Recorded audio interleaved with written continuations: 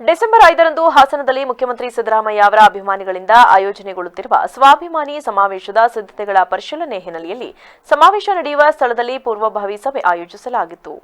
ಹಾಸನ ಹೊರವಲಯದ ಎಸ್ಎಂ ಕೃಷ್ಣನಗರದ ಬೃಹತ್ ಮೈದಾನದಲ್ಲಿ ನಡೆಯುತ್ತಿರುವ ಸ್ವಾಭಿಮಾನಿ ಸಮಾವೇಶದ ಪೂರ್ವಭಾವಿ ಸಭೆಯಲ್ಲಿ ಸಚಿವರುಗಳಾದ K N Rajanna, H C Mahadevappa, Venkatesh, MLC Yathindra Siddaramaiah, ಶಾಸಕ ಕೆಎಂ ಶಿವಲಿಂಗೇಗೌಡ ಸೇರಿದಂತೆ ಸಿದ್ದರಾಮಯ್ಯ ಅವರ ಅಭಿಮಾನಿಗಳು ಹಾಗೂ ಕಾಂಗ್ರೆಸ್ ಪಕ್ಷದ ಕಾರ್ಯಕರ್ತರು ಹಾಗೂ ಮುಖಂಡರ ಸಮ್ಮುಖದಲ್ಲಿ ಸಭೆ ನಡೆಸಲಾಯಿತು.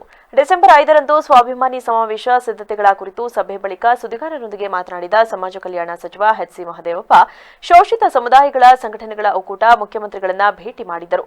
ಸ್ವಾಭಿಮಾನಿ ಸಮಾವೇಶ ಮಾಡುತ್ತೇವೆ, ನೀವು ಭಾಗಿಯಾಗಬೇಕೆಂದು ಕೇಳಿದ್ದರು. ಅದರಂತೆ ಸಮಾವೇಶ ಮಾಡಲು ನಾವು ಸಹ ಸಹಕಾರ ನೀಡುತ್ತಿದ್ದೇವೆ. ಸಿದ್ದರಾಮಯ್ಯ ಅವರು ನಾವು 40 ವರ್ಷಗಳಿಂದ ಶೋಷಿತರು, ಹಿಂದುಳಿದ ವರ್ಗಗಳು ಮಾಡುವ ಸಮಾವೇಶಗಳಲ್ಲಿ ಭಾಗಿಯಾಗುತ್ತಿದ್ದೇವೆ. ಕೋಮುವಾದ, ಮತೀಯವಾದವನ್ನ ಅಳಿಸಿ ಸಂವಿಧಾನವನ್ನ ಉಳಿಸಲು ಹೋರಾಟ ಮಾಡುತ್ತಿದ್ದಾರೆ. ಸಿದ್ದರಾಮಯ್ಯ ಅವರು ಸಮಾವೇಶದಲ್ಲಿ ಭಾಗವಹಿಸುತ್ತೇನೆ, ಇದರಲ್ಲಿ ಕಾಂಗ್ರೆಸ್ ಭಾಗವಹಿಸುತ್ತಿದ್ದಾರೆ ಎಂದು ತಿಳಿಸಿದರು. ಮುಖ್ಯಮಂತ್ರಿಗಳನ್ನು ಭೇಟಿ ಮಾಡಿ ನಾವು ಸ್ವಾಭಿಮಾನದ ಸಮಾವೇಶವನ್ನು ಮಾಡಬೇಕು, ಅದಕ್ಕೆ ನೀವು ಬರಬೇಕು ಅಂತ ಹೇಳಿ ನಮ್ಮ ಮುಖ್ಯಮಂತ್ರಿಗಳನ್ನು ನಮ್ಮನ್ನೆಲ್ಲ ಕೇಳಿದರು. ಆಗ ಮುಖ್ಯಮಂತ್ರಿಗಳು ಜೊತೆಯಲ್ಲಿ ಇಡೀ 40 ವರ್ಷಗಳ ಹೋರಾಟದಲ್ಲಿ ಶೋಷಿತ ಸಮುದಾಯಗಳ ಕಾರ್ಯಕ್ರಮಗಳಲ್ಲಿ, ವಿಷಯ ಆಧಾರಿತ ಹೋರಾಟಗಳಲ್ಲಿ, ರಾಜ್ಯವ್ಯಾಪ್ತಿ ಹಮ್ಮಿಕೊಡ್ತಕ್ಕಂಥ ಜನಪರವಾದಂಥ ಸಂಘಟನೆಗಳಲ್ಲಿ ಮುಖ್ಯಮಂತ್ರಿಗಳು, ನಾನು ಮತ್ತು ನಮ್ಮ ಪಕ್ಷದ ಅನೇಕ ಮುಖಂಡರು ಸಕ್ರಿಯವಾಗಿ ಭಾಗಿಯಾಗ್ತಿದ್ದು. ಅದು ಕಾಂಗ್ರೆಸ್ಗೆ ನಿರಂತರವಾಗಿ ಸೈದ್ಧಾಂತಿಕ ನೆಲವುಗಟ್ಟಿನ ಮೇಲೆ ಅವರು ಬೆಂಬಲ ಕೊಡ್ತಾ ಇದ್ದಾರೆ, ಅದನ್ನು ಮುಂದುವರಿಸ್ತಾ ಇದ್ದಾರೆ. ವಿಷಯ ಆಧಾರಿತ ಹೋರಾಟಗಳಲ್ಲಿ ಭಾಗಿಯಾಗಿ ನಮ್ಮ ಪಕ್ಷಕ್ಕೆ ಬೆಂಬಲ ಕೊಡ್ತಾ ಅವರ ನಿಲುವು ಕೋಮುವಾದ ಮತ್ತು ಮತೀಯವಾದವನ್ನು ಅಳಿಸಿ ಸಂವಿಧಾನ ಸಂರಕ್ಷಣೆ ಮಾಡಿ ಪ್ರಜಾಪ್ರಭುತ್ವವನ್ನು ಬಲವರ್ಧನೆ ಮಾಡ್ತಕ್ಕಂಥ ಒಂದು ಸೈದ್ಧಾಂತಿಕ ನೆಲೆಗಟ್ಟಿನ ಕೆಳಗಡೆ ಈ ಸಂಘಟನೆಗಳು ನಿರಂತರವಾಗಿ ಕೆಲಸ ಮಾಡ್ತಾ ಬಂದಿದ್ದಾವೆ.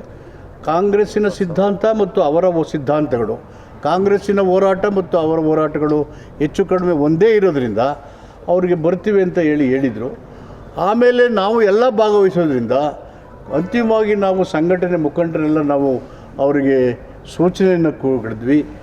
ಕಾಂಗ್ರೆಸ್ ಅಂತ ದಲಿತ ಸಮುದಾಯಗಳನ್ನು, ಶೋಷಿತ ಸಮುದಾಯಗಳ ಒಕ್ಕೂಟನೂ ಮಾಡ್ತೀನಿ ಅಂತ ಹೊರಟಿರೋದ್ರಿಂದ ಅವರನ್ನು ನಮ್ಮ ಜೊತೆಯಲ್ಲೇ ತಗೊಂಡು ನಾವೆಲ್ಲ ಒಟ್ಟಿಗೆ ಹೆಜ್ಜೆ ಹಾಕಿ ಒಂದು ಸಮಾವೇಶವನ್ನು ಮಾಡಿ ಇವತ್ತು ಈ ರಾಷ್ಟ್ರದಲ್ಲಿ ನಡೀತಾ ಇರತಕ್ಕಂಥ ಎಲ್ಲ ಏನು ಪಿತೂರಿಗಳು ನಡೀತಾ ಇದೆ, ನಮ್ಮ ಕರ್ನಾಟಕ ರಾಜ್ಯಕ್ಕೆ ಸಿಗ್ತಕ್ಕಂಥ ಹಣಕಾಸಿನ ವ್ಯವಸ್ಥೆಯಲ್ಲಿ ಏನು ಇವತ್ತು ಕೇಂದ್ರ ಸರ್ಕಾರದಿಂದ ಅನ್ಯಾಯ ಆಗ್ತಾ ಇದೆ. ಈ ಕೇಂದ್ರ ಸರ್ಕಾರದಿಂದ ನೀವೇ ಬರೆದ್ರಿ, ಹೋದ ಸಾರಿ 5,500 ಕೋಟಿ ಹಣವನ್ನು ಕರ್ನಾಟಕ ರಾಜ್ಯಕ್ಕೆ ರೈತರಿಗೆ ಸಾಲ ವಿತರಣೆ ಮಾಡೋಕ್ಕೆ ಕೊಟ್ಟಂಥ ಬಾಬತ್ತನ್ನು ಈ ಸಾರಿ ಬರೀ 2,300 ಕೋಟಿಗೆ ಯಾಕೆ ಇಳಿಸಿದ್ರು? ಈ ಎಲ್ಲ ಸಮಸ್ಯೆಗಳು ಚರ್ಚೆಗೆ ಬರ್ತವೆ. ಅದರ ಜೊತೆಯಲ್ಲಿ ಸಿದ್ದರಾಮಯ್ಯ ಕೋಮುವಾದ ಜಾಸ್ತಿ ಆಗ್ತಾ ಇದೆ, ಸಂವಿಧಾನ ವಿರೋಧಿ ರಾಜಕಾರಣ ಜಾಸ್ತಿ ಆಗ್ತಾ ಇದೆ. ಮತ್ತು BJP ಕೇಂದ್ರದ ಅಧಿಕಾರಕ್ಕೆ ಬಂದ ಮೇಲೆ ತನಿಖಾ ಕೇಂದ್ರಗಳನ್ನು, ಸಂಸ್ಥೆಗಳನ್ನು ಉಪಯೋಗಿಸ್ಕೊಂಡು ಚುನಾಯಿತ ಸರ್ಕಾರಗಳನ್ನು ವಾಮಮಾರ್ಗವಾಗಿ, ಅಸಂವಿಧಾನಿಕವಾಗಿ ಬೀಳಿಸುವಂಥ ಕೆಲಸಗಳು ಕೂಡ ನಡೀತಿದೆ. ಇವತ್ತು ಕರ್ನಾಟಕದಲ್ಲೂ ಕೂಡ ನಾವು ಅಧಿಕಾರಕ್ಕೆ ಬಂದು ಇನ್ನೂ 2 ವರ್ಷಗಳಾಗಿದೆ. ಅದು ದೊಡ್ಡ ಬಹುಮತದಲ್ಲಿ 135 ಸ್ಥಾನಗಳನ್ನು ಗೆದ್ಕೊಂಡ್ಬಂದಿದ್ದೀವಿ. ಈಗ ಉಪಚುನಾವಣೆ ಗೆದ್ಮೇಲೆ 137 ಸ್ಥಾನ ಆಗಿದೆ. ಇಷ್ಟೊಂದು ಸ್ಥಾನಗಳನ್ನು ಗೆದ್ಕೊಂಡು ನಾವು ಅಧಿಕಾರಕ್ಕೆ ಬಂದರೂ ಕೂಡ BJP ಮತ್ತು JDS ಮೈತ್ರಿ ಪಕ್ಷದವರು ಏನು ಮಾಡ್ತಾ ಇದ್ದಾರೆ, ಹೇಗಾದರೂ ಮಾಡಿ ಸರ್ಕಾರನ ಕೆಡಬೇಕು ಅಂತ ಹೇಳಿ ಪಿತೂರಿ ಮಾಡ್ತಾ ಇದ್ದಾರೆ. ಕೇಂದ್ರ ತನಿಖಾ ಸಂಸ್ಥೆಗಳನ್ನು ದುರ್ಬಳಕೆ ಮಾಡ್ಕೊತಿದ್ದಾರೆ, ರಾಜ್ಯಪಾಲರ ಕಚೇರಿ ದುರ್ಬಳಕೆ ಮಾಡ್ಕೊಂಡಿದ್ದಾರೆ. ಸೊ ಹೀಗಾಗಿ ಅಸಂವಿಧಾನಿಕವಾಗಿ ಸರ್ಕಾರ ಬೀಳಿಸುವಂಥ ಪ್ರಯತ್ನ ಮಾಡ್ತಾರೆ. ಅದು ಪ್ರಜಾಪ್ರಭುತ್ವಕ್ಕೆ ಮಾರ್ಗ. ಮತ್ತು ಅದ್ರ ಜೊತೆಗೆ ಚುನಾವಣೆಗಳು ಬಂದಾಗೆಲ್ಲ ಸಮಾಜದಲ್ಲಿ ಶಾಂತಿ ಕದಡುವಂಥ ಕೆಲಸ ಮಾಡ್ತಾರೆ, ಕೋಮು ವಿವಾದ ಸೃಷ್ಟಿ ಮಾಡ್ತಾರೆ. ಈಗ ವಕ್ಫ್ ಬೋರ್ಡ್ ಅನ್ನೋದು ವಿವಾದನೇ ಅಲ್ಲ, ಆದರೂ ಕೂಡ ಅದನ್ನು ಚುನಾವಣೆ ಟೈಮಲ್ಲಿ ಅದನ್ನು ವಿವಾದ ಮಾಡಿದ್ರು. ಅವ್ರದೇ ಅಧಿಕಾರದಲ್ಲಿದ್ದಾಗ ಅತಿ ಹೆಚ್ಚು ನೋಟಿಸ್ಗಳನ್ನು ಕೊಟ್ಟಿದ್ರು ಕೂಡ ಅವರು ನಮ್ಮ ಮೇಲೆ ಗೂಬೆ ಕೂಡಿಸುವಂಥ ಕೆಲಸ. ಸರ್, ಮೈಸೂರಲ್ಲಿ ಒಂದು ಸಮಾವೇಶ ಆಗಿತ್ತು. ಸಾಕಲ್ಲ ಈಗ ನಾವು ಬೆಳಗ್ಗೆ ನನಗೆ ಬೆಂಗಳೂರಿನಲ್ಲಿ ಪ್ರೆಸ್ನವ್ರು ಇದೇ ಪ್ರಶ್ನೆ ಕೇಳೋದು, ಯಾಕೆ ಹಾಸನದಲ್ಲಿ ಮಾಡ್ತಾ ಇದ್ದೀರಿ ಅಂತ.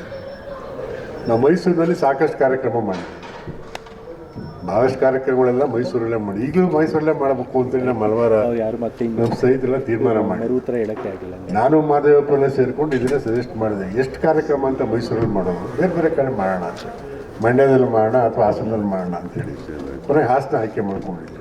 ಇದ್ರಲ್ಲಿ ಬೇರೆ ಉದ್ದೇಶಗಳೇನಿಲ್ಲ ನಮ್ಮದಷ್ಟೇ. ಇಲ್ಲಿ ಮಾಡೋದ್ರಿಂದ ಏನಾಗುತ್ತೆ, ಸ್ವಲ್ಪ ಇಲ್ಲೂ ರಾಜಕೀಯವಾಗಿ ನಮ್ಮ ಕಾರ್ಯಕರ್ತರಿಗೆ ನಮ್ಮ ಪಕ್ಷಕ್ಕೆ ಶಕ್ತಿ ಬರ್ತದೆ ಅಂತಕ್ಕಂಥದ್ದು ಅದೊಂದು ಉದ್ದೇಶ ಇದೆ ನಮ್ಮದು ಅಷ್ಟೇ, ಬೇರೆ ಉದ್ದೇಶಗಳಿದೆಲ್ಲ. ಇಲ್ಲೆಲ್ಲ ಇಲ್ಲಿ ಬೇರೆಯವರು ಇದ್ದಾರೆ, ಇಲ್ಲಿ ಬಂದು ನಾವು ಮಾಡಬೇಕು, ಅವ್ರ ತೊಡೆ ತಟ್ಟಬೇಕು ಅಂತ ಆ ಉದ್ದೇಶಗಳೇನಿಲ್ಲ. ನಾವು ಇಲ್ಲಿ ಪಕ್ಷ ಸಂಘಟನೆ ಮಾಡೋದೇ ಮೂಲ ಉದ್ದೇಶ, ನಮ್ಮ ಪಕ್ಷಕ್ಕೆ ಶಕ್ತಿ ತುಂಬತಕ್ಕಂಥದ್ದೇ ಮೂಲ ಉದ್ದೇಶ. ಯಾಕೆ ಪ್ರಶ್ನೆ ಅಂದರೆ ಈ ಹಿಂದೆ ಅಹಿಂದ ಸಮಾವೇಶ ಮಾಡಿದ್ರು ಕೂಡ ಹಾಸನದಲ್ಲಿ, ಈಗ ತಾವು ಮಾಡ್ತಾ ಇರೋ ಈ ಸ್ವಾಭಿಮಾನಿ ಸಮಾವೇಶ, ಹಿಂದುಳಿದ ಸಮಾವೇಶ ಕೂಡ ಈ ಹಾಸನದಲ್ಲಿ ಆಗಿರೋದು